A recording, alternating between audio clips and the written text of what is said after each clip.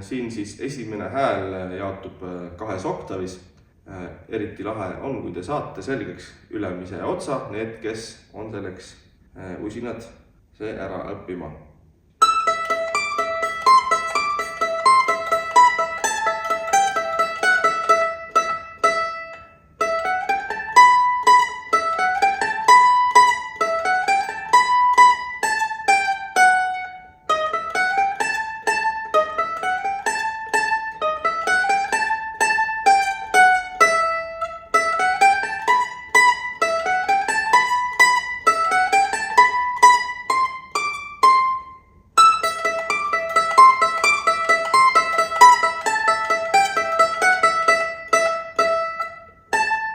Nii, see oli esimene osa. See kordab ka seades natuke rohkem kui teisi. B-osa on selline.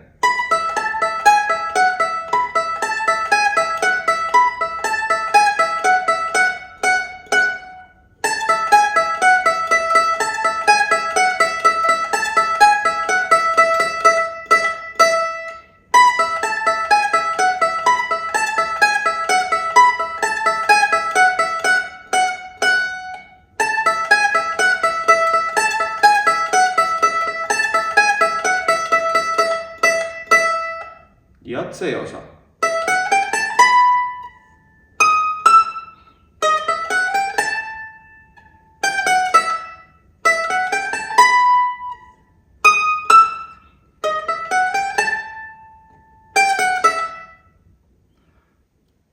Kui me võtame nüüd selle esimese hääle oktav alla, siis natukene lihtsustatum variant on ehk see, kellele need suured hüpped siin ülesse alla on ebamugavad.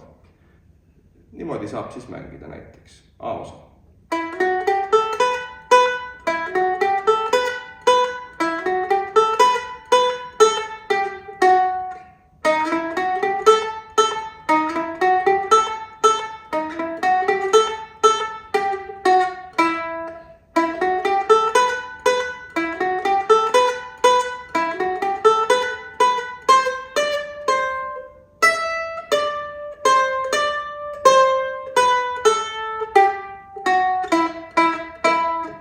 Nagu te märkasite, siis seda ülemist lõpukäiku, mis siin on ülevalt tudistamine, seda oktavi hüppet läbi lahtise keele mängimist siin ei tee, aga rütmika lihtsalt siis samad pikemad noodid.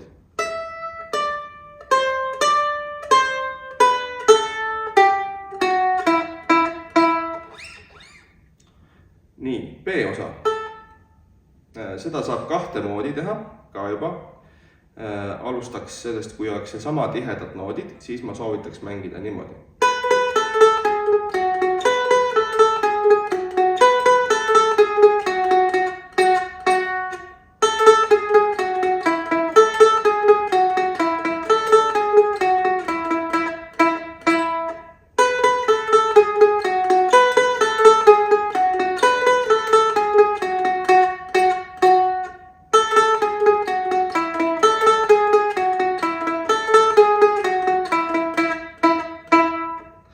Aga kui te tunnete, et on natuke liiga palju neid tiri-tirisid siia mängida ja võib-olla ka suure pundiga läheb natukene pudruks, siis saab selle koha peal lihtsustada niimoodi.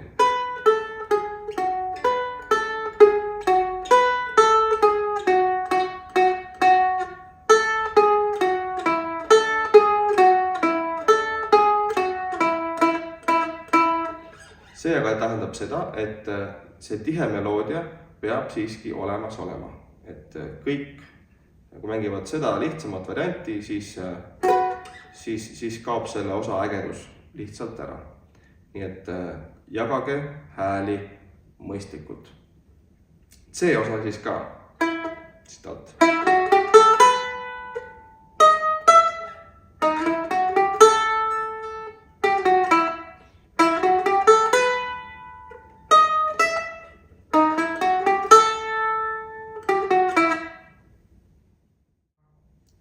Teine hääl.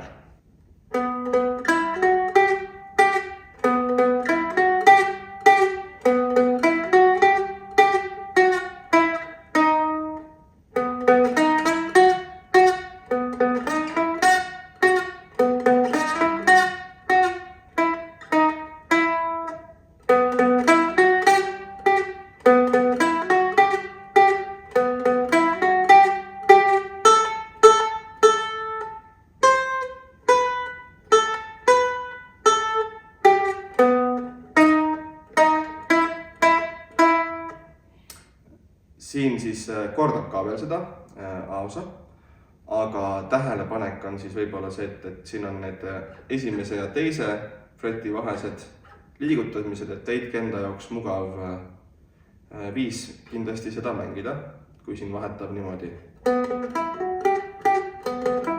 See on nagu ja siis kui tuleb see just see koht. Võite proovida ka niimoodi, et äkki saate siin lihtsalt tõsta siin sõrmed ära, kui et kasutada nagu mõlema koha jaoks eraldi sõrme, aga vaadake tõesti, kuidas on lihtsalt mugavam ka. B-osa.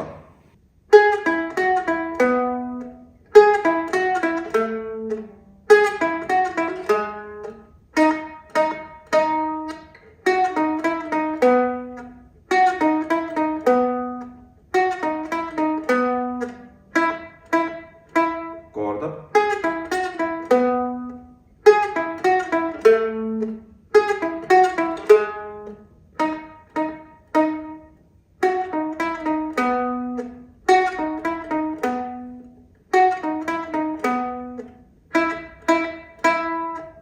Ja C-osa lihtsalt siis jälle koos teistega. Natukene seadest ja akordidest.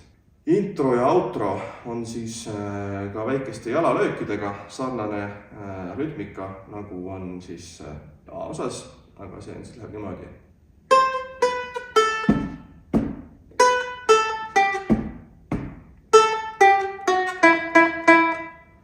Et lihtsalt on siin jalalöögid pauside ajal.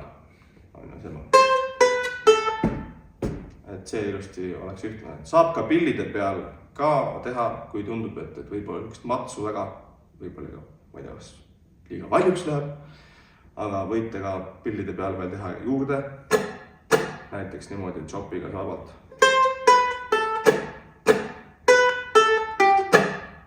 See on ka päris hea. Outros samamoodi.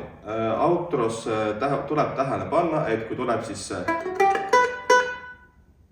viimane A-osa, siis et millal ta selle outro peale läheb.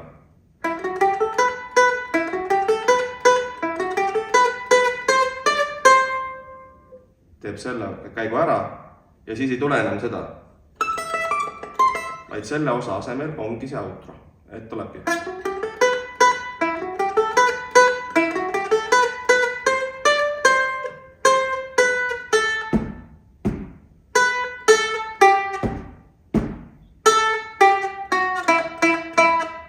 Ja ongi lugu läbi. Natuke akordi mängimisest ka. Tähtis on siis saate faktuuris, kuna tegemist on polkaga, siis tore oleks, kui saate käsi mängib rütme ainult alla, ehk siis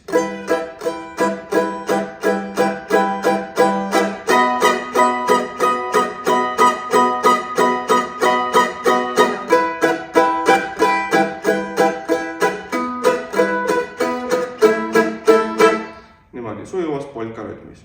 Ning C-osas rütmika, mis siis tuleb täpselt ka, seal on väike paus, et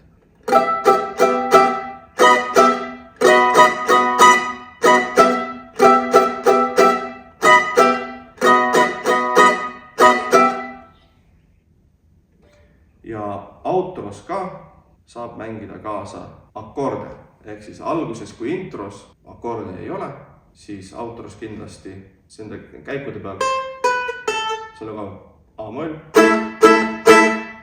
ja C-moll, B-moll